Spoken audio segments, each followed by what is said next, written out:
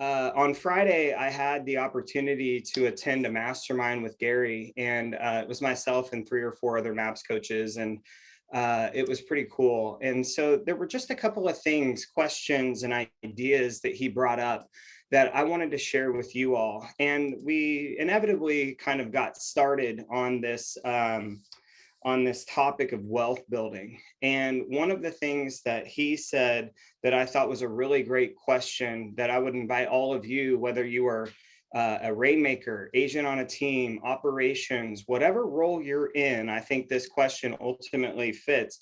He said, what problem do I have in my life or in my business that I can provide a systematic solution for that becomes a scalable business opportunity? What problem do I have in my business or in my life that I can provide a systematic solution for that becomes a scalable business opportunity?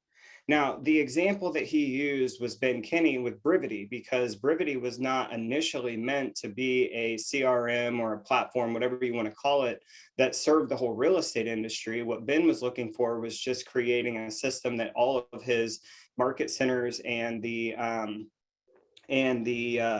expansion teams could use.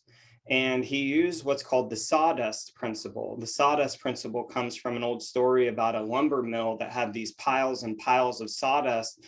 And one guy finally looked up instead of just throwing it all out and asked, what could we do with this? And I don't know exactly what it was, but I think they ended up selling it to people for like some kind of a fuel, right? Which provided another revenue source to the company.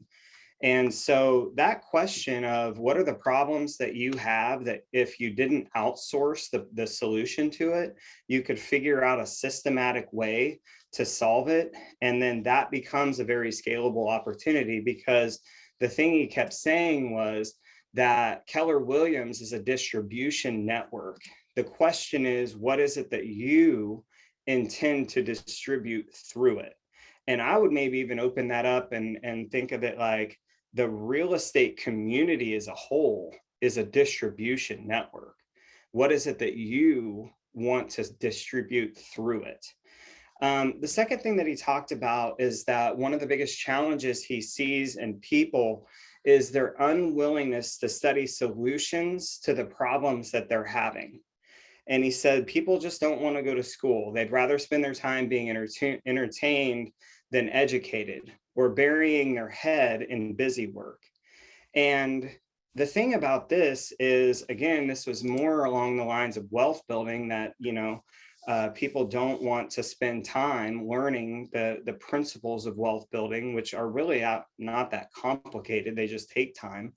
But if you are going to live a big life, you are going to need to become an expert in something.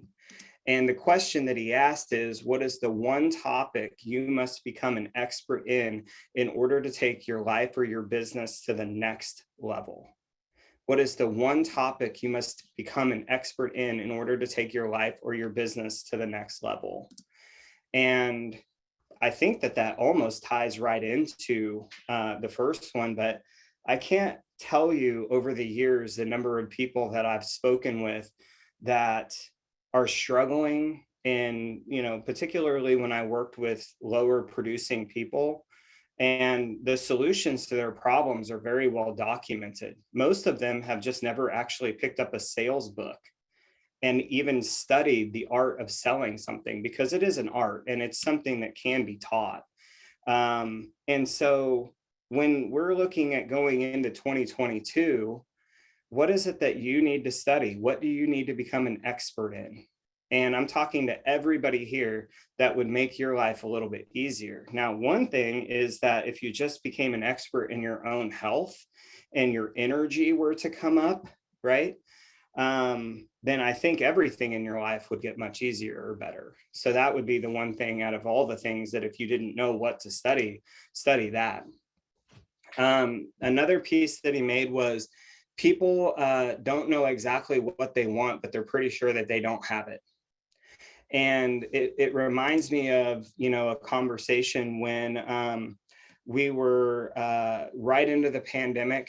we were on one of Gary's masterminds, and somebody asked him, is this a good time? Should we be investing in real estate?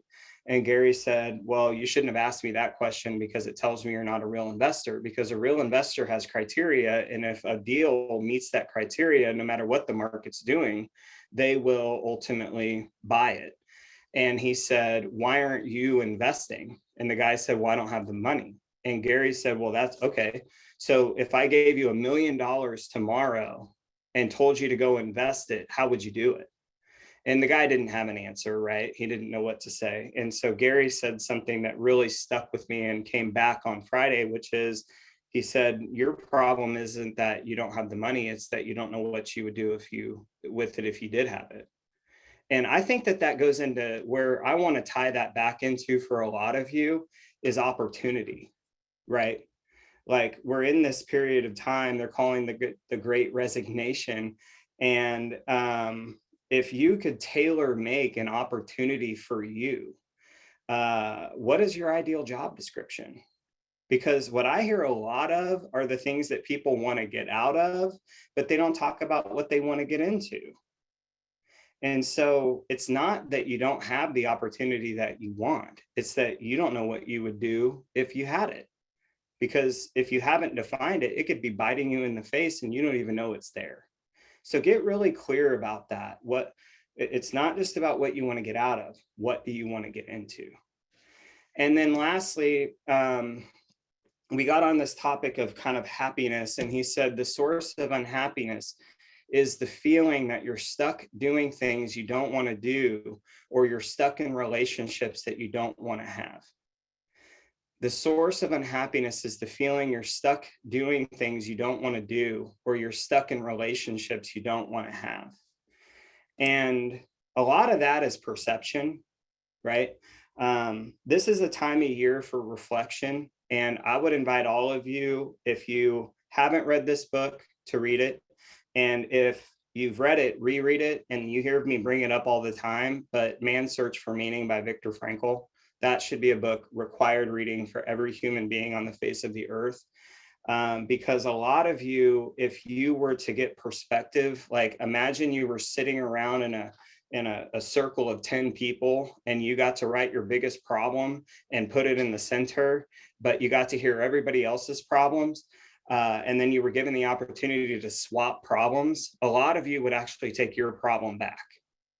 If you actually heard some of the shit that people are going through and what they deal with, you don't really have problems, you lack perspective.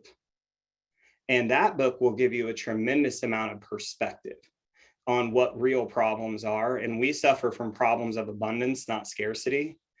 And so when I was at the retreat we had last week or the week before, this formula came to mind, and I want you to write this down. Perceived pressure plus obligation equals oppression.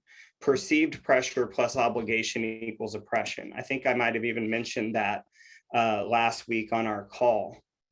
And a lot of us are putting happiness on layaway. We're falling into what's called the when I, then I trap. When I get this, then I'll feel that. And what I would encourage you to consider is, a lot of times, I don't know about all of you, but I grew up very, very low middle class, but we never knew that we were poor. We didn't know that. And a lot of you are rich and you don't know it, because you don't have a system for you to get perspective on your life, and you don't have a practice for gratitude.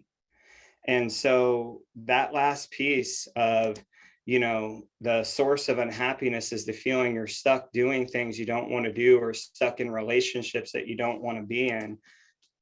You're only stuck because of the story you create around it. That's the only thing that's actually sticking you. So those are the things that we discussed. Again, just a brief recap. What's the problem I have in my life or my business that I could provide a solution for that would become a scalable business opportunity? What's the one topic I must become an expert in order to take my life or business to the next level? What is my ideal opportunity? Because it's not just about what I'm getting out of, it's what I want to get into. And then ultimately, Where do I feel stuck? But I'm not actually stuck. I just have very little perspective on what real problems are. So those would be the things I would invite you all to maybe take one or all of them and just do some reflection on, or if you're a leader of a team, walk around and start having some of these conversations.